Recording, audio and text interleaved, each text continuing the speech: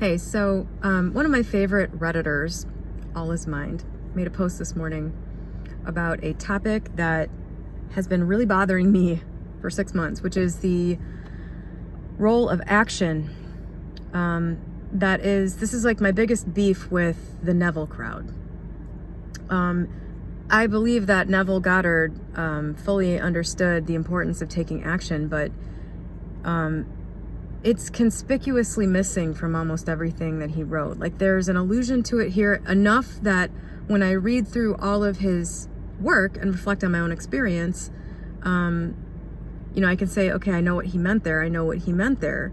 But if you didn't have experience to reflect on, you might take it in a completely different way. Like, for example, somebody commented on a post that I made on Reddit maybe like 3 or 4 months ago and said, I really want to be a dancer, and I'm envisioning myself being a dancer, and it just really bothers me. Like, I just want to there's YouTube tutorials and I want to start learning to dance, but I have to not lift a finger. Like, that's what Neville Goddard says. And it's something like that should make it abundantly clear that don't lift a finger doesn't literally mean don't do anything. When Neville Goddard says don't lift a finger, or you won't have to lift a finger, what he means is that when you adopt the state, or when you change as a person, when you change you, the outer reality will change effortlessly. And by effortlessly, again, I don't mean that nothing happens or you don't do anything. He's talking about the mental struggle, the 3D struggle. Like, when you are in the complete wrong frame of mind and you try to start a diet or lose weight, you go to the gym and it's one experience. When you're completely in alignment with the end goal and you've identified with it and you're hell-bent that you're getting there and it's just a foregone conclusion, it's done. Going to the gym is a completely different experience. Ask me how I know. So I wanted to address this while it's still germane. I'm going to link, I think I said I'll link to that thread, the All Is Mind thread below. So hopefully this will illuminate something for a lot of people, because in my experience, with few exceptions, there has been a ton of action. It didn't feel like dragging myself through cement. It was exhilarating most of the time. Some of the personality changes I had to make along the way that required action, like becoming disciplined, had their moments, but overall, action was needed. My hair's all funky, sorry. And so what I wanted to do is read, actually, from The Science of Getting Rich, because this is the book that I read. This is kind of what got integrated into my personality at a much younger, much more impressionable age, and kind of integrated itself into my experience, so I can speak to how this works, and that this works, and that this is how this works. So I want to deviate away from Neville because he really didn't elucidate this. Wallace spelled it out in plain language. So if this is an issue about which you're kind of confused, just listen to what Wattles said and see what you think about it. You don't have to do anything, but I think this is going to make a lot of sense to a lot of people. This is chapter 11 and maybe chapter 12. I'm not really sure. I'm already at 4 minutes, so I don't want to make a super long video, but the name of this chapter is Acting in the Certain Way. And when Wattles uses the term certain, he means it's done. He means the Neville equivalent of living in the state of the wish fulfilled. The certain way, by certain, he doesn't mean particular, like you're going to act in a particular way. He means with the certainty of getting your thing or your outcome or becoming rich or whatever, right? Thought is the creative power, or the impelling force which causes the creative power to act. Thinking in a certain way will bring riches to you, but you must not rely upon thought alone, paying no attention to personal action. That is the rock upon which many otherwise scientific thinkers meet shipwreck, the failure to connect thought with personal action. We have not yet reached the stage of development, even supposing such a stage to be possible, in which a person can create directly from formless substance, directly from their imagination, directly from the field of pure potentiality, directly from the alternative space, the vortex, the subconscious mind, without nature's processes or the work of human hands. A person must not only think, but his personal action must supplement his thought. By thought, you can cause the gold in the hearts of the mountains to be impelled toward you, but it will not mine itself, refine itself, coin itself into double eagles, and come rolling along the roads, seeking its way into your pocket. Under the impelling force of the Supreme Spirit, divine intelligence, God, whatever language you want to use for it, people's affairs will be so ordered that someone will be led to mine the gold for you. Other people's business transactions will be so directed that the gold will be brought toward you, and you must so arrange your own business affairs that you may be able to receive it when it comes to you. Your thought makes all things, animate and inanimate, work to bring you what you want, but your personal activity must be such that you can rightly receive what you want when it reaches you. Let me just continue. Your faith and purpose positively impress your vision upon formless substance, which has the same desire for more life that you have. And this vision, received from you, sets all the creative forces at work in and through their regular channels of action, but directed toward you. It is not your part to guide or supervise the creative process. You don't need to interfere with divine intelligence creating the path from A to B for you. All you have to do with that is to retain your vision, stick to your purpose, and maintain your faith and gratitude. So this all sounds like Neville. That part all sounds like Neville. But you must act in a certain way, certain that you will get your thing, so that you can appropriate what is yours when it comes to you, and so that you can meet the things you have in your picture and put them in their proper places as they arrive. You can really see the truth of this. When things reach you, they will be in the hands of others who will ask an equivalent for them. And you can only get what is yours by giving the other person what is rightfully his. And this can be applied not just to money, if it's a relationship, when the relationship reaches you, it will be in the form of another person. And you can only get the relationship you want with that person by giving that person what is rightfully his, which is a version of you that matches that matches the thing you want. You can't be some disheveled dumpster lady and hook up with Prince Charming. You're not a match. Your pocketbook is not going to be transformed into a Fortunata's purse, which shall always be full of money without effort on your part. This is the crucial point in the science of getting rich, right here, where thought and personal action must be combined. And just looking back on my own experience with everything, I completely, wholeheartedly support that statement with my own experience. There are very many people who, consciously or unconsciously, set the creative forces in action by the strength and persistence of their desires, but who remain poor because they do not provide for the reception of the thing they want when it comes. By thought, the thing you want is brought to you. By action, you receive it. Whatever your action is to be, it is evident that you must act now. You cannot act in the past, and it is essential to the clearness of your mental vision that you dismiss the past from your mind. You cannot act in the future, for the future is not here yet. And you cannot tell how you will want to act in any future contingency until that contingency has arrived. Because you are not in the right business or the right environment or the right relationship or the right body, do not think that you must postpone action until you get into the right business or environment. And do not spend time in the present taking thought as to the best course in possible future emergencies. Have faith in your ability to meet any emergency when it arrives. If you act in the present with your mind on the future, your present action will be with a divided mind and will not be effective. Put your whole mind into present action. Do not give your creative impulse to original substance, God, subconscious mind, and then sit down and wait for results. If you do, you will never get them. Act now. There is never any time but now. There will never be any time but now. If you are ever to begin to make ready for the reception of what you want, you must begin now. And your action, whatever it is, must most likely be in your present business or employment, and must be upon the persons and things in your present environment. You cannot act where you are not. You cannot act where you have been, and you cannot act where you are going to be. You can only act where you are. Side note, I wrote a note in the margin that says, change behavior in current relationships, exit more quickly.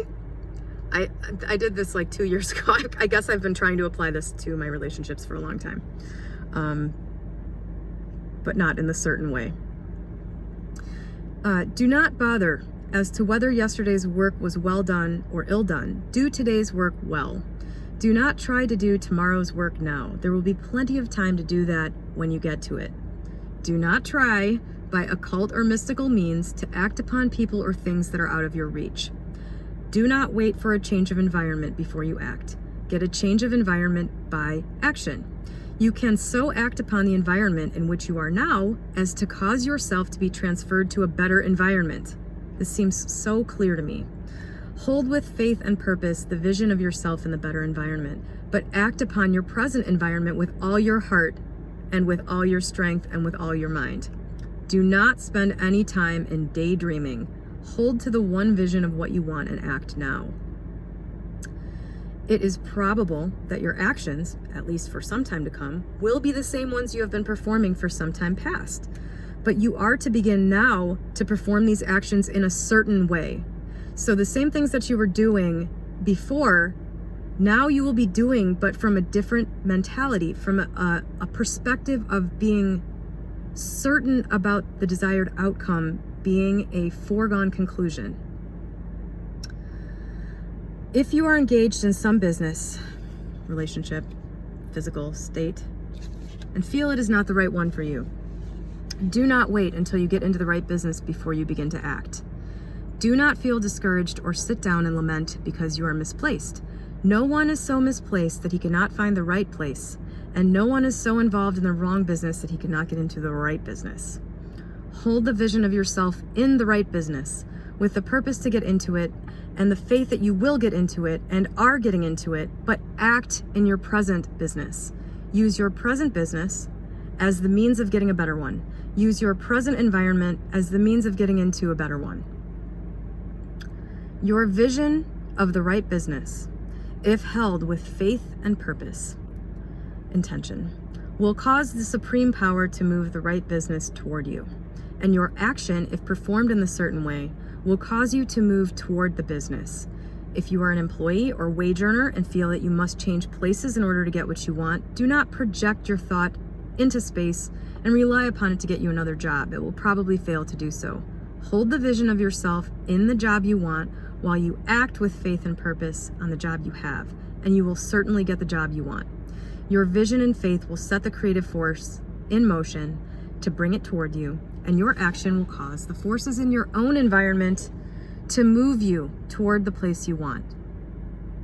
So that's the chapter on acting in a certain way, or whatever it was, acting in a certain way. And this next chapter is efficient action. And I'm just going to read this. I haven't looked at this, but the note I have at the top of the page is, must be all I can be and try to be happy as though I already have what I want.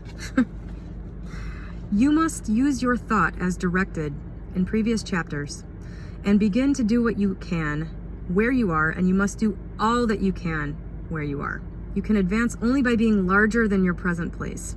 No one is larger than his present place that leaves undone any of the work pertaining to that place.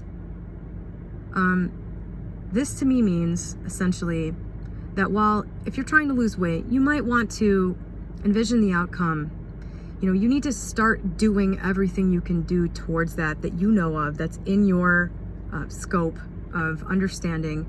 Start doing it, and you will be led through, creating more conviction through taking this action. You will be led to insights and experiences and things like that help you more efficiently and more directly get to where you're trying to go, or refine where you're trying to go. It doesn't happen by sitting and thinking. Only those who more than fill their present places advance in the world. If no one quite filled his present place, you can see that there must be a going backward in everything. Those who do not quite fill their present places are dead weight upon society, government, commerce, and industry. Others must carry them along at a great expense. Only those who do not fill the places they are holding slow the progress of the world. The law is exactly the same for you. Your getting rich depends on your applying this principle to your own affairs. Every day is either a successful day or a day of failure, and it is the successful days that get you what you want. If every day is a failure, you can never get rich, while if every day is a success, you cannot fail to get rich. If there is something that may be done today and you do not do it, you have failed insofar as that thing is concerned, and the consequences may be more disastrous than you imagine. You cannot foresee the results of even the most trivial act. You do not know the workings of all the forces that have been set moving in your behalf. Much may be depending on your doing some simple act, and it may be the very thing that is to open the door of opportunity to very great possibilities. You can never know all the combinations which supreme intelligence, divine intelligence, God, is making for you in the world of things and of human affairs. Your neglect or failure to do some small thing may cause a long delay in getting what you want. Do every day all that can be done that day. There is, however, a limitation or qualification of the above that you must take into account. You are not to overwork, nor rush blindly into your business in the effort to do the greatest possible number of things in the shortest possible time. Oh my God, am I so guilty of trying to do that? You are not to try to do tomorrow's work today, or to do a week's work in one day. This is my greatest sin. It is really not the number of things you do, but the efficiency of each separate action that counts. Every act is, in itself, either a success or failure. Every act is, in itself, either effective and efficient or ineffective and inefficient. Every inefficient act is a failure.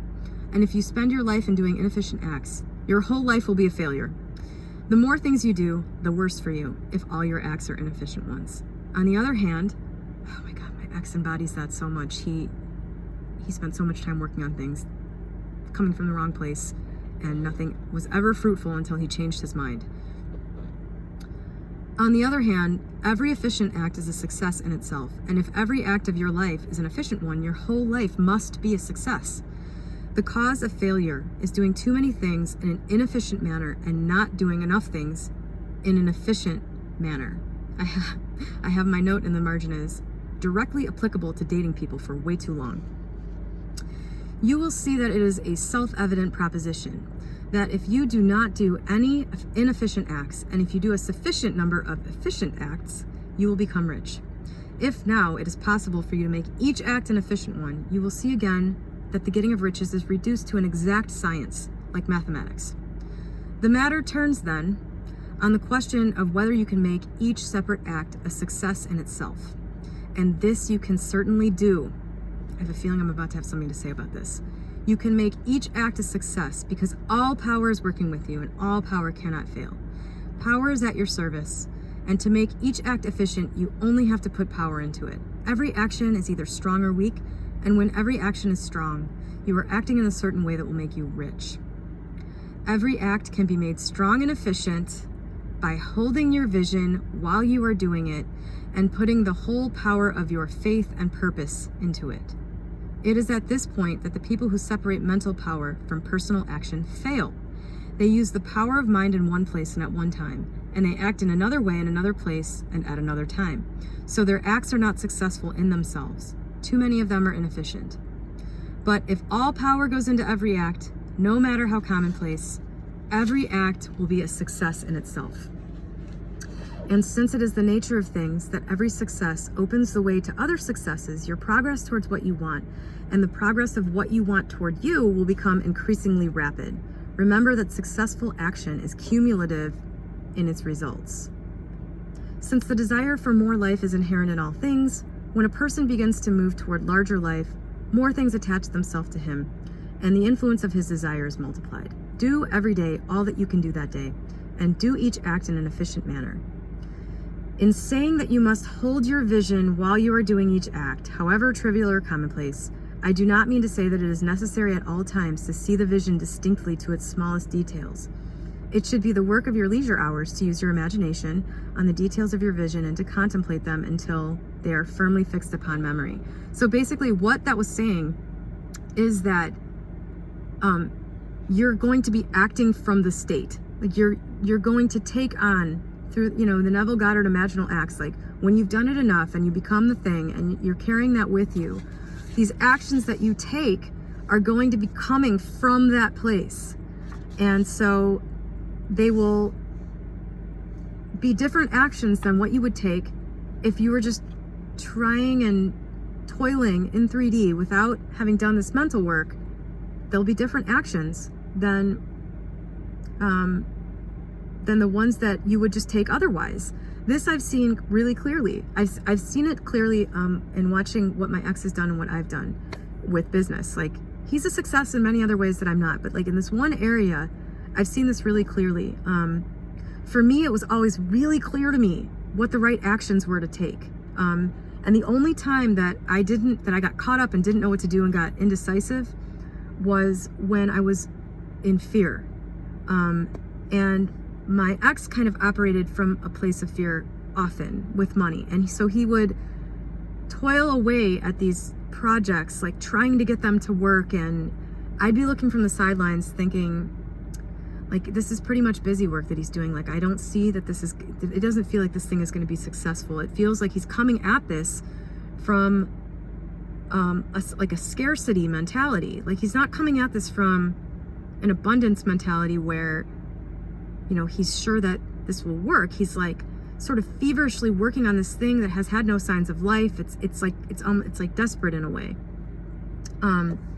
When you take on the state, all the desperation leaves you because, assuming you don't have some like personal issue that you need to work out with your own self-concept, and that is so prevalent that it really can't be skimmed over. But when you take on the state and you're certain and you have that sense of knowing, the actions that you take are very natural. Like, my most recent example was with my specific person when I was saying, I just was like out and I saw candy with his name on it. And I was just like, I'm going to buy this. That's a really good example for me of these actions that happen. Unfortunately, I just sort of dropped that. I don't really know how that's going to play out because I've never done a manifestation where another person and another person's personal actions have to happen in order for me to get the thing that I was intending to get. I've never performed any of these types of big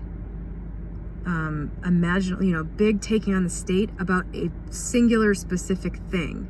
Like, for me in this realm, what I would do and what I have done also, I should make a video on this, is essentially, I've taken on the state of getting into the relationship that is right for me is an eventuality. It's done. Like, I know that. I don't even have to there's no convincing. Like, it's the same thing as it was with the money. I just know it. It's not something I need to worry about, period. That's a better way of putting it. I don't need to worry about it. If for some reason that's not what if for some reason that's not going to happen, the sense of knowing I have about it is all that I need in order to sort of get it that the eventuality is being fulfilled. And if that somehow doesn't involve another person, if somehow my fulfillment ends up being connecting with others, the way I have been through this channel, it's not a worry, it's not a concern. My fulfillment is a done deal. And having it focused on a specific person really bothers me. I never had, temporarily during my businesses and stuff, I would have my focus set on the current business. But overall, it was just an overall, I'm going to be successful. And so one thing led to another with my businesses and led me to the ultimate right thing.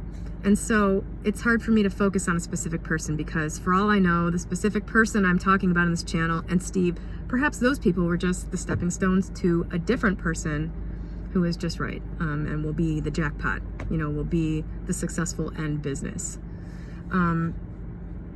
Anyway, like when you have the state, and the reason I even started talking about a specific person is because how naturally these actions just start to occur. You don't have to lift a finger. They will just be automatic.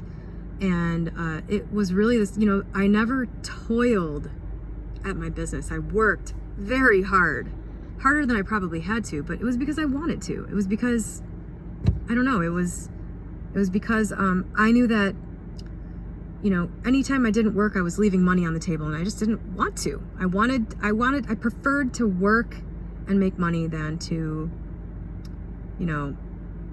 sit and not make money, even though I didn't need to work all the time that I worked. Anyway, I hope that this has illuminated something for somebody, and I really love the way Wallace Wattles phrases all of this. I don't see the slightest conflict with Neville. Neville says some things that could be construed as being counter to this, but looking at it from the other side, the way I interpret Neville's words goes right in line with everything I just read. So that's my take on it.